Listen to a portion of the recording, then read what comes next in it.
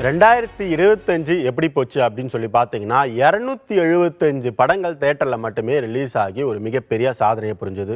அந்த வகையில் இப்போ 2026க்கு வருவோம். ஜனவரி 2ஆம் தேதியே ஏகப்பட்ட படங்கள் அனலி போன்ற பல படங்கள் ரிலீஸ் ஆச்சு. ஸோ அடுத்தடுத்து பார்த்தீங்கன்னா பொங்கலுக்கும் பார்த்தீங்கன்னா ஏகப்பட்ட படங்கள் வெளியாச்சு. எதிர்பார்க்காத படங்கள் பொங்கலுக்கு வெளியாச்சு. எதிர்பார்த்த படங்கள் பொங்கல்ல இருந்து அப்படியே போஸ்ட்பான் செய்யப்பட்டது. இப்போ எதிர்பார்த்த படங்கள் அப்படியே போஸ்ட்பான் செய்யப்பட்டது இல்லை. அதில் ஒரு முக்கியமான படம் தான் திரௌபதி பார்ட் 2.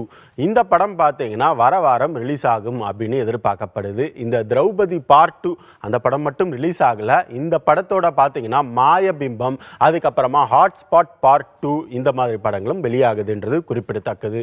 இந்த ஜனவரி 30ஆம் தேதிக்குள்ள எப்படியும் ஒரு 100 படமாவது வெளியேந்துரும்பா. ஏன்னா அந்த அளவுக்கு வார வாரம் அத்தனை படம் ரிலீஸ் ஆகுது அப்படின்ற மாதிரி நமக்கு ஒரு ஆச்சரியத்தை கொடுக்குது. ஆக 2025 விட 2026 அப்படியே டபுள் படம் ரிலீஸ் ஆகுமோ அப்படின்ற ஒரு எதிர்பார்ப்பு இப்பவே ஹைப் கிரியேட் பண்ணியிருக்கு.